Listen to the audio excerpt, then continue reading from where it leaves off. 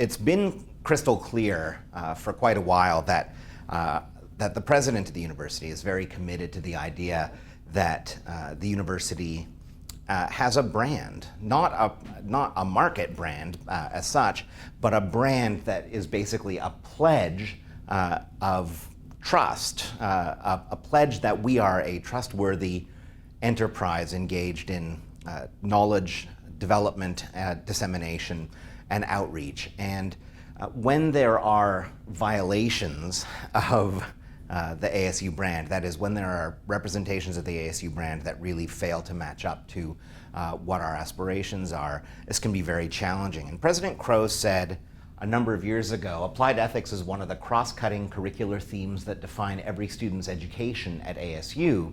And then he goes on to say something about the Lincoln Center for Applied Ethics being the driver and an exemplar of international collaboration and use-inspired research projects. So I want to say a couple of words about the center just to contextualize it for you. The Lincoln Center is about 15 years old or so at Arizona State University, funded by the Joan and David Lincoln family. They're in Paradise Valley. John C. Lincoln Hospital, or what was formerly John C. Lincoln Hospital, was named after the father. David Lincoln's been in, Joan and David have been in Arizona for 80 years, if I'm not mistaken. And Mr. Lincoln turns 90 this year.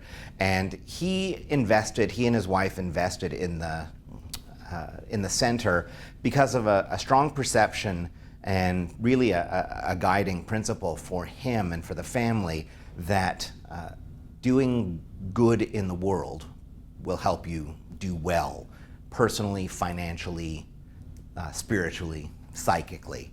And he's always been convinced that good ethics is good business, and the corporations that he has been involved in for many years have all exemplified that in various ways. The original fortune, as it were, that led to the family's philanthropic capacity was from the Lincoln Electric Company in the Cleveland area. And there has been a variety of different things that the family has done over the years. So when I came to ASU, I've been at ASU since 2004, I was invited to participate in a couple of informal things that the Lincoln Center was doing. So I've known about the Lincoln Center, in fact, since day one here. But many people haven't heard of it at all. And I took over the center 2 years ago, specifically with an ambition to help us become what President Crow was saying aspirationally what we already were. And so the center is arranged as follows. We've got half a dozen people who are designated Lincoln professors, including Dr. Allenby, and these are either mid-career or later career, so mid-career or later career Nobody buys that one. faculty who are actively involved in helping us achieve our mission, which is to bring ethics everywhere to the university. And then President Crow suggested that alongside entrepreneurship and sustainability, which are two of our core cross-cutting curricular initiatives and extracurricular initiatives, ethics really ought to be on a par with those, but it never really was until we were specifically charged in the Lincoln Center to make that happen. So in order to facilitate that, I was also appointed to a position in the provost's office that has changed titles twice over the last 6 months, but now I think we're in the actual title. So I'm Senior Ethics Advisor to the University Provost, and in that capacity, I have access to faculty and to senior administration to help us realize what it is President Crow has been envisioning. So I was asked to co-chair a task force for the University Senate a few years ago with a faculty member from the College of Nursing and Health Innovation at the time, Christy Corson. And Christy and I did this for the University Senate. And this task force on ethics and integrity at the university yielded a report that exemplified, or that suggested that ASU exemplifies and strives to exemplify 4 core ethical values or ethical principles. And one of the ideas behind this is for us to really identify the ethical brand of the university and then to promote this, both on the part of individual students, but also on the part of staff, administration, faculty, alumni, and beyond. So the 4 ethical values that have been highlighted within that document are respect, integrity, responsibility, and service. And Erica and I have been working on the Ethics at ASU website, which will go live very soon, that will provide a little bit more information about what each of these 4 values is meant to mean. But one of the things that we invite students to do in the ASU 101 ethics module that we developed is reflect on what these words mean to them. Especially as young people in the world, both thinking of themselves as individuals but also as future professionals or paraprofessionals. The report's available on the Senate website if you're interested in reading more, but nonetheless. And so this is what led us to the point at which we decided we needed to develop a module or some resources for a module for ethics in ASU 101. And this is critical because there are already, you already know there are lots and lots of required modules, including modules on things that look like ethics topics, like academic integrity and compliance with the Student Code of Conduct and so forth. But what President Crow, what Interim Provost Searle and former Provost Page have always envisioned, along with myself and Mr. Lincoln, is that ethics is much more than rule following. In fact, it's really about the character of the individuals involved and the organization that they represent. So what we did over the course of the past year was develop this, this curriculum. And the best way to think about the curriculum is that for somebody who doesn't want to do any more work, there's something self-contained in here that can be adopted by a faculty member or an instructor or a senior student facilitating discussions in ASU 101.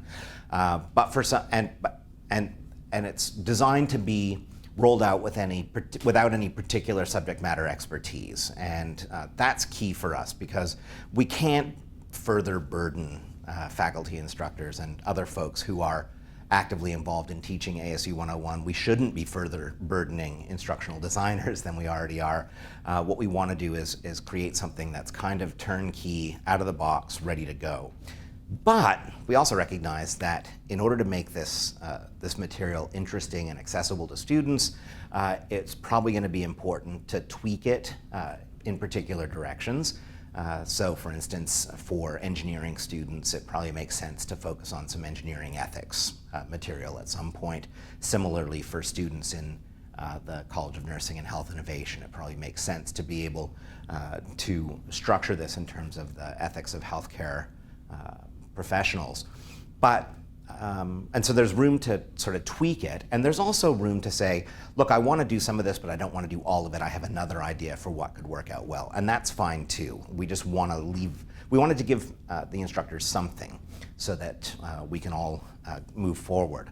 So you've received the PDF version of lesson plan, quote unquote lesson plan, for ASU 101 with regard to ethics. And we are going to be, if we haven't already, posting that on the Lincoln Center website along with some other resources and so on and so forth as part of our effort to make this work. We'll also include some edited version of this video, I imagine, in order to make it worthwhile. And in that document, we emphasized what it is we're hoping students will be able to accomplish. So these are the learning objectives for ethics in ASU 101. So to describe what ethics is and identify ethical issues that arise. Identify situations where it might be important to unlearn what we already know in order to be able to have a kind of flexible and charitable interpretation of others' values and to really understand where other folks are coming from. We also want it to be the case that ASU students can state and tell us more about the core values that I just emphasized, and then also have the capacity to analyze a case, whether it's a college campus ethics kind of case, or a more general case, or a more specific case, especially relevant to the professions into which students maybe see themselves growing. And the latter is especially important. I mean, they're both important, but the latter is especially important because it allows us to get the pre-professional students thinking about their professional obligations long before they get out there into practice. But at the same time, one of the ways to make this come to life for students is to emphasize that they're engaged in ethical decision making all the time. And so a large number of campus-related or college-related ethics cases are also available for mining here. So one thing that I do want to emphasize, this is probably the most important slide of all of the slides that I'll be showing today. By ethics, as a cross-cutting curricular and extracurricular initiative, we mean something quite different from rule following, something quite different from religion, something quite different from science, and something quite more than opinions or intuitions or feelings. And so I want to elaborate really quickly. Basically, it might very well be the case that the law represents applied ethics in action. It could very well be the case that the law is the best exemplar of an ethical position or an ethical course of action. Great. Too often, of course, though, we mean something either more than mere compliance with the law, so we can do something that's not illegal but is maybe not a good thing to do. And similarly, it might also be the case that laws are problematic. And what we're actually after in ethics is something like the justification for particular rules or laws to be in place rather than merely the following of those rules or laws. And so on top of that, even though it's the case that many of us in the US in particular, but globally, have a sense of our ethical obligations and our moral values that derive from our upbringing within a particular faith-based tradition, it's crystal clear, first of all, that even within the same faith tradition, there can be pretty dramatic interpretation of what the religious mores are. And of course, there are a diversity of faith traditions such that it's going to be very difficult to use religion as a starting point for a common language for conversation. Ethics needs to apply to everybody, and it's not going to apply to everybody if it's particularly religiously infused. But again, I don't want to suggest that religion has no room here, in the same way that I don't want to suggest that law has no room here. I just mean it's important for us to probe a little deeper than what the law or what religion will allow. Similarly, some students like to think that ethics, there's always going to be a right answer in ethics, and we just need to figure out what that right answer is. But I think a better way to think about ethics is that it's about the process of understanding and attempting to justify which of possible ises ought to be the case. So in other words, what we're thinking about in ethics is not about the way the world is, but rather the way the world should be. And it's really important to be able to say, for instance, that X percentage of the population is strongly in favor of physician-assisted death, but just because X number of the population, X percentage of the population is supportive, doesn't mean that we ought to have a law enabling physician-assisted death. These are separate things. It might very well matter that a lot of people want it, but a lot of people might want something else that's totally inappropriate from an ethical point of view. And it might be the case even that physician assistance in dying is ethically inappropriate, as some have argued in Washington and Oregon, as well as Montana and Vermont over the last number of years. So what we're hoping for is for students to bring a sense of what the rules are, a sense of where their values come from, and a sense of the variety of facts that matter to ethics as key ingredients, but not as the final recipe.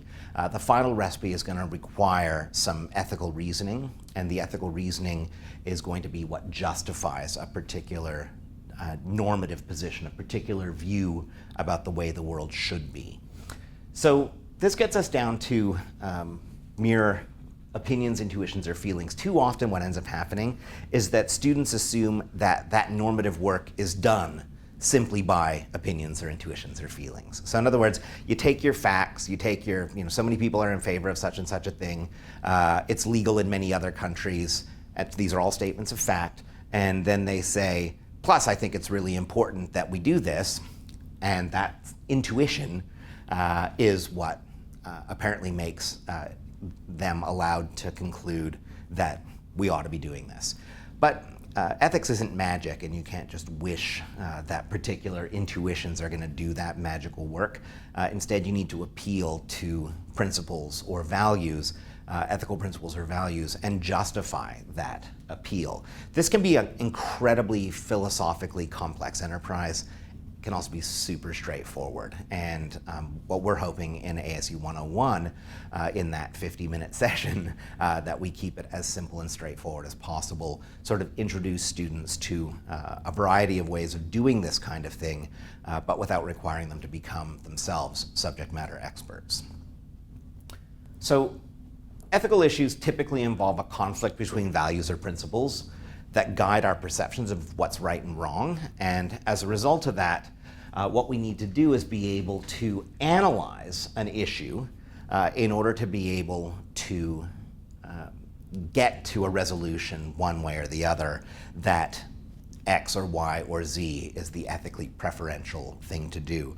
In order to bring this to life and make it a little bit more manageable for students, the final 4 pages, or 2 pages if it's printed double-sided, of the instructor guide, and what we've made it separately available as well, is an ethical reasoning template. And I'll go over that in a minute so that you have a sense of the ways in which we want students to apply ethics in the classroom setting and then in their everyday lives. It's not a magical formula, but it's also not incredibly dense and impossible to work through. Okay, so what we want in an ethical analysis is to justify a judgment about what the right thing to do is or what the wrong thing to do would be. And there are lots of ways of doing this. There are lots of bad ways of doing it, but there are also some good ways of doing it, and we're hoping to be able to exemplify the good ways. And I color-coded these sort of about ways in which we might use ethical principles in practice. So one of the standard things people like to do is they like to say that they happen to know what the right thing to do is, and then they're going to come up with a principle that happens to justify that course of action. So what we end up doing is, in an ad hoc and basically sometimes in a post hoc way, we are justifying the decisions that we're already going to be making regardless of the ethical analysis. This is a really bad strategy, but it's very often what we're most comfortable with because we're not clear very often about what our ethical values are and how they intersect in the world. So the complete flip of that is to be committed to one or more ethical principles so rigidly that you apply them all the time without ever thinking through what the actual manifestation of that is, whether in fact it produces good in the world, if that's the desired outcome or the appropriate metric. And what we're interested in, so that's a little bit better than just doing whatever you want willy-nilly. And so, proceed with caution, but also stop. That's the sort of orange color there. Think about a traffic light. What we're hoping for is to have students and others be able to justify their commitments to particular principles in particular situations, but also to remain open to alternatives so that we can actually create space for a conversation where reasonable people can disagree and nobody gets punched or nobody is vilified as evil or crazy, which are the 2 standard ways in which we proceed, especially in American politics these days. So the 4-page or 2-page double-sided guide to reasoning ethically that's at the back of the instructor guide can be boiled down to these 8 points. And basically the idea is figure out what the ethical issue is, and what we've got for students then are a series of questions they can use to identify what makes an issue an ethical issue rather than another kind of issue. And then gather details about the case, and this is going to include facts, but also it's going to include things like relevant values that are at stake or that are in conflict. And then create a set of options that are possible courses of action to take. evaluate those options, so by typically comparing them to each other, but also by really thinking through what justifies those options. Once we have a sense of the justification, then we can select an option and we can test it in theory. In other words, this is a sort of iterative process going back to the evaluation of the options, where you're seeing, in fact, does this do the work that it should be doing in the world? And then if the test in theory looks pretty good, the next step would be to apply it in practice and then to reflect on it, evaluate, and reflect some more. And so this is a process that is very much based on trial and error, and it's very much based on becoming comfortable with a reasoning process. And typically what we see students doing as they go through this kind of process is that they become much more aware of their own ethical orientation, so the principles or values that guide them.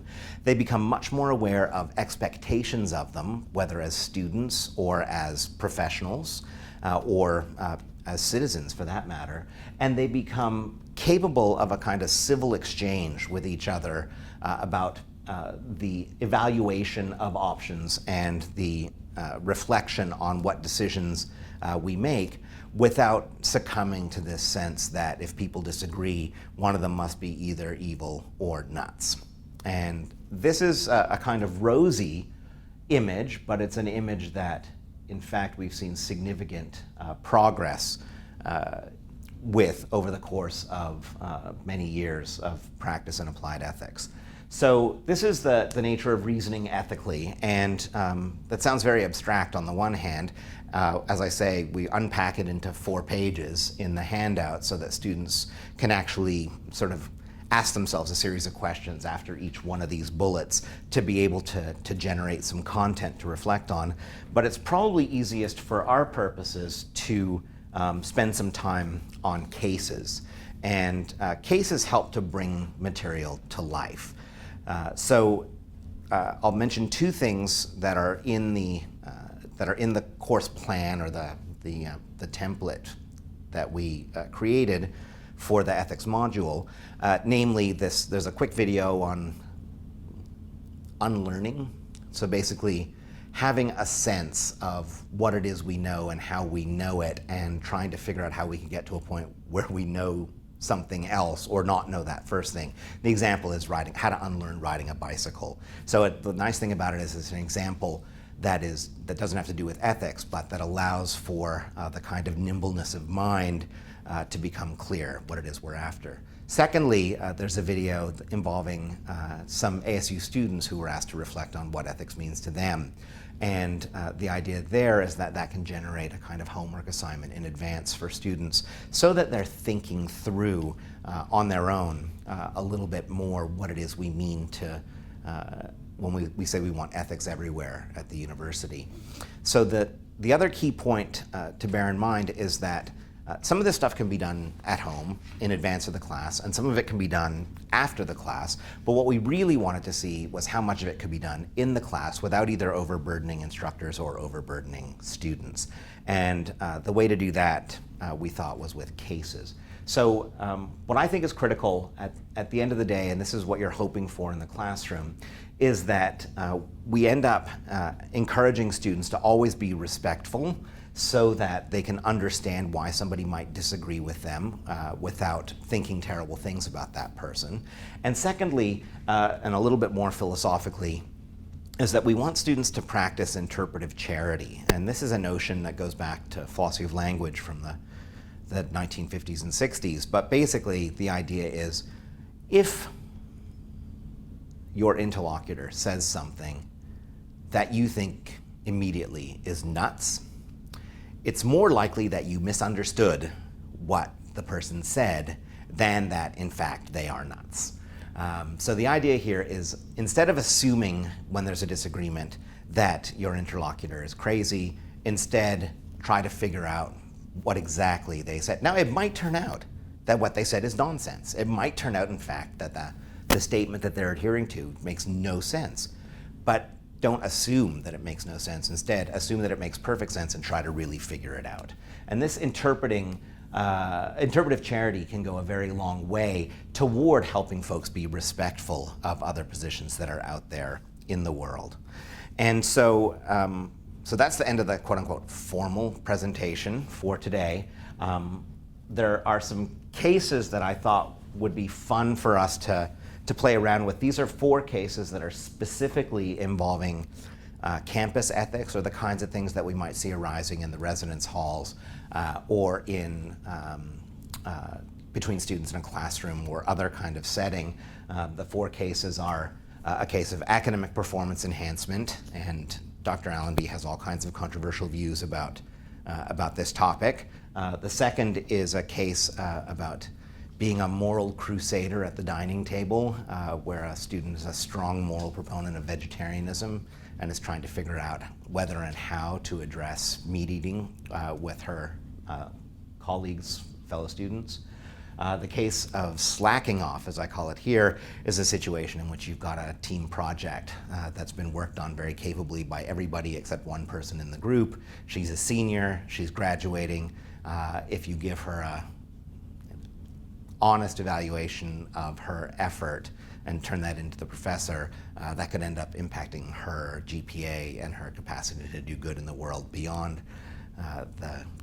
beyond college, but at the same time, it might be the right thing to do, and so there's a challenge here. And of course, one of the nice things there is you can also think about how that might have been prevented throughout the semester so that you don't end up getting to the point at which you want to fail your classmate for underperformance.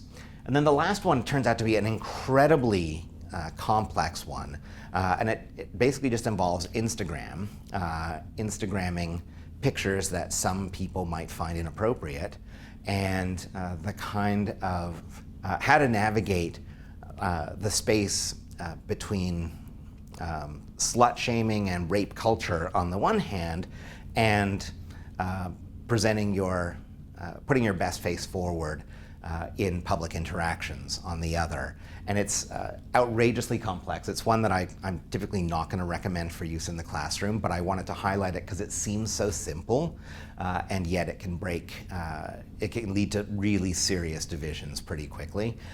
When I've used it, I've had some good success with it, but I've also had some situations where it's not clear people walked away feeling good about the other people in the room. And so, so I put it up there just in case we want to do that. But also, as you'll notice in the booklet, we've also indicated this is a tiny entree into the world of applied ethics cases, but some ethics cases that are particular to particular professions. So for instance, there are some engineering cases, and in fact, the National Academy of Engineering has an online ethics center with constantly redeveloped resources, including ethics cases for teachers of STEM, science, technology, engineering, and mathematics. There are various bioethics case databases and biology case databases, including as well some in nursing, and in journalism, and even in regard to things like military ethics. We just scratched the surface of some of these cases or resources for choosing a case that are out there. But at the same time, we've also got at your disposal our Lincoln professors and other folks affiliated with the Lincoln Center who would be more than happy to help you think through what kind of case would be most appropriate to get students both onboarded and excited about, or at least not totally bored, learning about ethics, and in a way that might guide them toward better success in their career at ASU.